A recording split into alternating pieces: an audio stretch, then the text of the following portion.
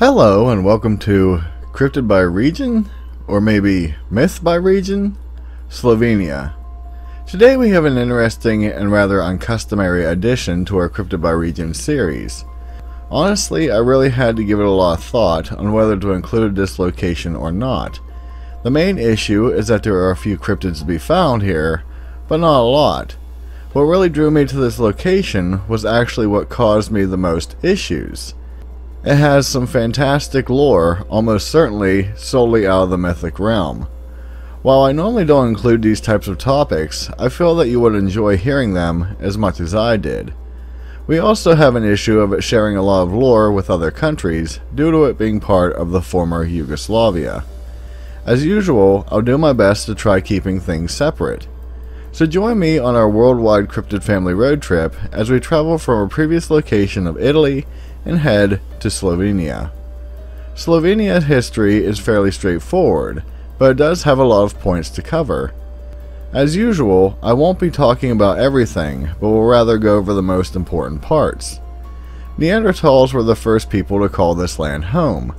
In fact, in 1995, the oldest musical instrument was found near Sirkno, and it was called the Duibabia flute.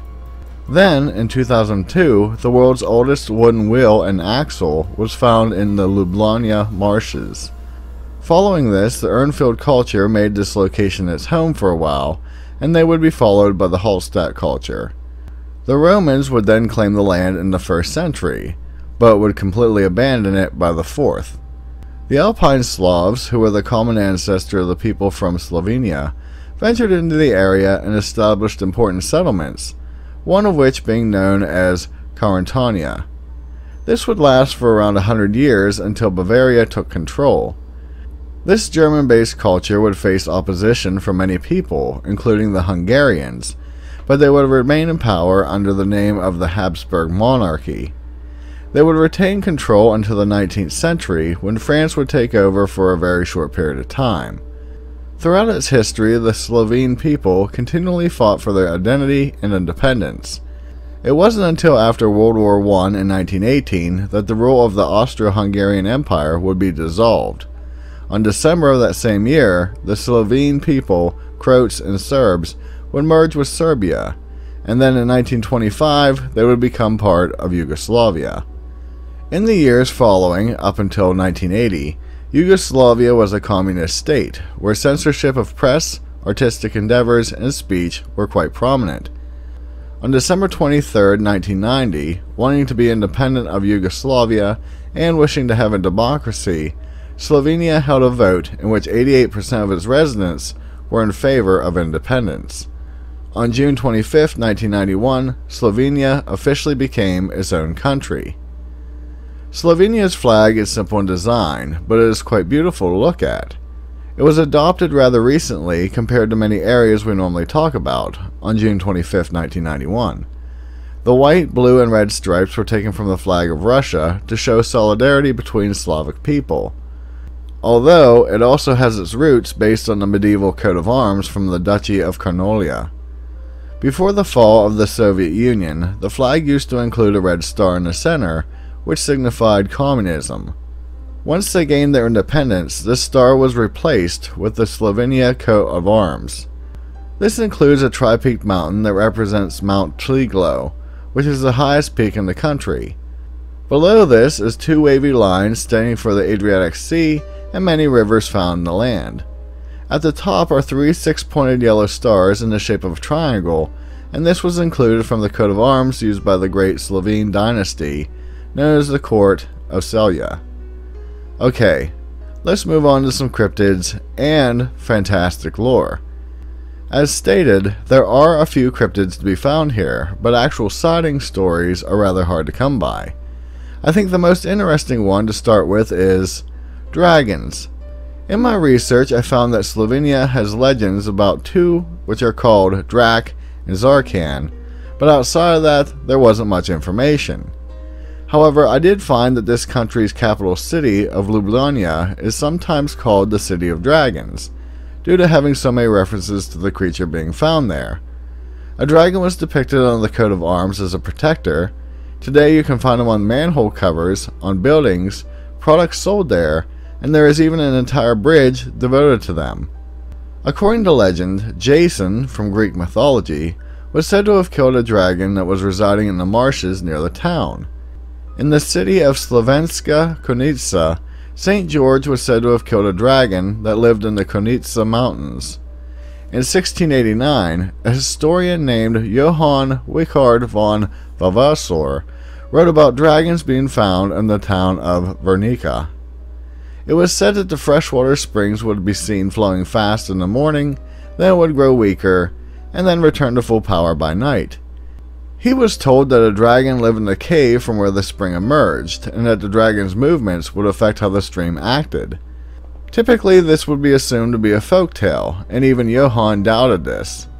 Although the villagers insisted that when heavy rains hit, baby dragons would be found in the streams.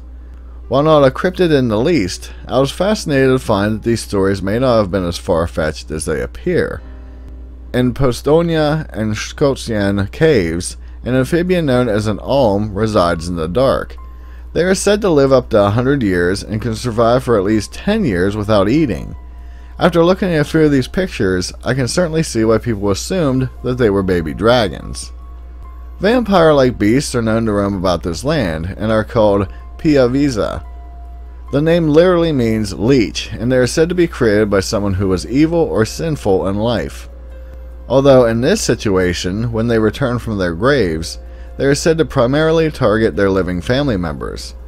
To ward off the being, crushed garlic and wine was placed on windowsills and around doorways. For some reason, this prevented the vampire from entering the building. The only way to kill the being was by lighting it on fire while it was awake, or performing an exorcism on the body while it slept. Frequently, metal stakes were put through the heart of people suspected to be returning as vampires. Now, interestingly, there is apparently a process to someone becoming part of the undead. After death, it is said to take 40 days for a vampire to emerge. At first, it would start as an invisible shadow, and then would gain strength via the blood of the living. Then it would create an invisible, jelly-like boneless mass that would eventually form into a human being, similar to what they looked like before death. After this, they would return from the grave and live their life as a vampire. Interestingly, these beings were said to be able to be sexually active with humans, and in turn, their mate and children could possibly be vampires as well. In this lore, the progeny of human-vampire mix were typically called Dhampir, and it is said that some of them could be born with a special ability to kill vampires. There is another interesting tale about this being later in the video. The next creature is one that is seen in various locations with differing descriptions, and that would be the Vodyanoi or Vodnik. In most locations, this is described as being a type of fish-man hybrid, but in Slovenia, it is somewhat different. They are known to live in lakes and ponds and are more human-like than fish, in that they have long tangled beards, have a human body and face, and wear raggedy clothes, which typically includes a hat. It should be said that their skin and hair is green-colored, and they do have webbed hands and feet. In this lore, they can be either good or bad. In some cases, they will drown a person who ventures into their territory, while in other instances, they won't. Fishermen will even try to appease them by putting tobacco in the water and asking them to give a fish in return. The ones who do drown people are said to take the person's soul and place it in a teapot underwater. They take pride in this collection, since depending on how many they have, it symbolizes their wealth and status amongst those of its kind. More often than not, these beings can be seen sitting on a rock smoking a pipe or playing cards. They are capable of leaving the water for a prolonged period of times, but they are easily identified by their wet clothing, which is always said to be dripping water. Now, I did see references to a being known as Volkodluck, which seemed to be referencing werewolves, but they also appeared to be a broad term for vampires as well. I couldn't find much other than a reference to one being seen on a trail cam, and there is a movie called The Werewolf of Slovenia. Oh yeah, there was apparently a postage stamp from the area that depicted a werewolf with that name. If I have any viewers from Slovenia, I would love to know more about this lore, if it exists. My video wouldn't be complete unless I mentioned that there are a form of Bigfoot found here as well. Sightings are scarce, but the typical ape-like version has been seen, but normally it is simply called a wild man. There are tales about a mine elf known as a benmillerchannel. It was known to wear a red coat and green pants and would frequently show up before a mine accident happened. Even though they weren't something good to see, the miners typically left them food to eat. Unlike our normal videos, there isn't an honorable mention section here, but I would like to utilize this time to talk about some of the fascinating legends or myths that this location has. The first of which would be known as the Marksman, or there is no pronunciation for this, so Kudlock. According to the legends, this story is said to be true and happened sometime after a war. There are many variations of this tale, and I will give you a few examples. The first tells the tale of a man named Lampert, who, for one reason or another, makes a deal with Samael, the black huntsman of Wolf's Den. Unbeknownst to him, he was actually striking this arrangement with the devil. According to the pact, Lampert was given 7 bullets. 6 would hit whatever target that the man wanted, and the 7th would only hit what Samael wished it to. Lampert wouldn't even need to aim at what he wanted to shoot. The bullets would just automatically travel to the target. Not much context is given as to what the 7th bullet would hit, but we are left assuming that it was reserved for Lampert himself. In another variation, a forester named Max lost the sharpshooting competition to a peasant from his village. Fearing that he would lose his job and the woman that he loved unless he improved his aim, he confided in a co-worker named Casper. Casper told Max that he could make magic bullets that wouldn't miss, and that he would give him some if he agreed to meet in Wolf's Glen that very night. Max agreed, and the pair made 7 bullets, with the last one being controlled by the devil. What he didn't know was that Casper had already made a deal with Samael, the wild huntsman, and he planned on exchanging Max's soul in return for his. The bullets worked as described, but when Max shot at a dove with the 7th shot, he didn't realize that it wasn't a bird, but actually the white dress of his beloved. Luckily, the shot missed, but being it was the 7th, it hit Casper, killing him and allowing the devil to take his soul, since he was the one who originally struck the deal. Moving on, we find a tale that really drove me to make this video. It is the story of the Clee and the Kudlock.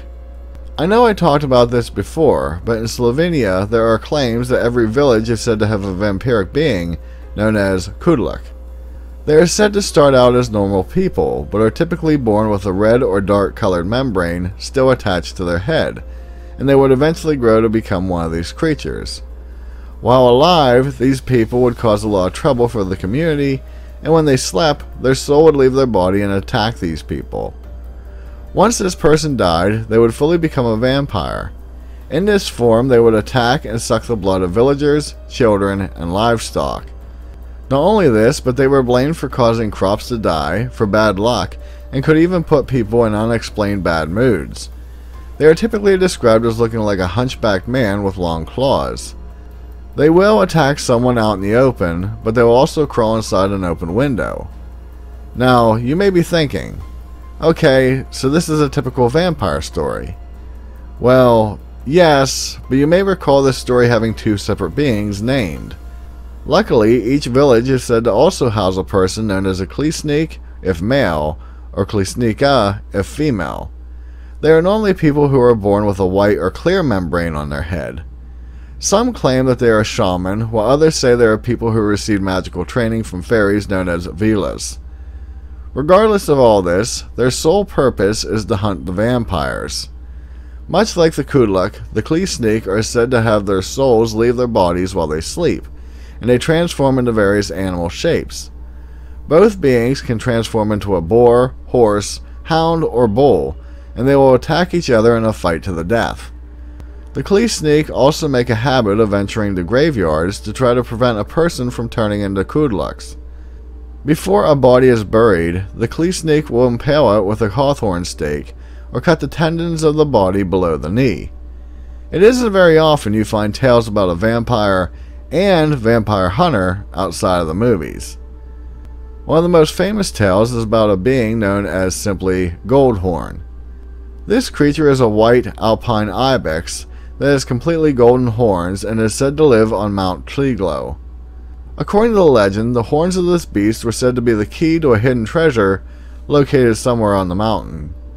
An unnamed hunter had fallen in love with a girl in the village and managed to win her heart by giving her flowers and dancing with her. However, a rich merchant visiting the area also fell in love with her and gave her gifts of expensive jewelry and other things. When the hunter returned, the woman turned him away since the merchant had proven he could provide her with better things. The hunter left and came across a man known as Green Hunter. After hearing the sad tale, Green Hunter told the other man about the treasure that the creature known as Goldhorn was said to protect. The two men then traveled up the mountain with the hopes of returning with enough riches to win the woman's hand. As luck would have it, they found the beast and shot it, but it began to run away. They tracked the dying animal to a steep cliff. Oddly enough, they noticed that from the creature's blood emerged many beautiful flowers. Green Hunter told the man to quickly kill Goldhorn before it managed to eat one of the flowers. Although it was too late, since the creature had already eaten one, it was suddenly healed and given immense energy. It turned and charged at the two men. All the while the golden horn was shining so brightly that it blinded them. In that moment, they lost their balance and fell to their death from the mountain. Now I won't go into this one too much, but there are tales about the famed Baba Yaga here as well. In many of the stories, this being is seen as a spirit or witch that is said to eat people and has a house that can walk around on bird-like legs. In Slovenia, their version is the goddess of death and regeneration, and can also be called Baba Petra.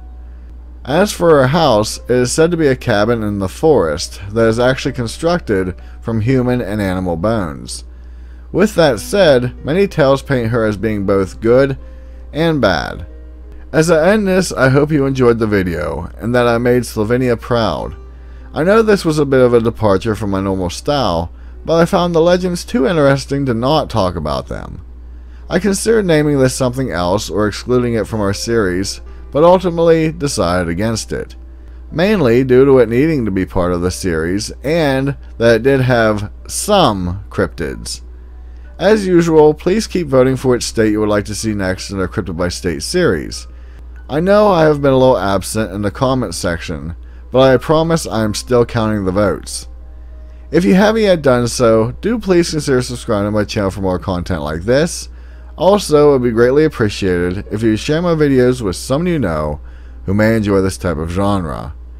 With that, be safe, and I'll see you in the next one. Later.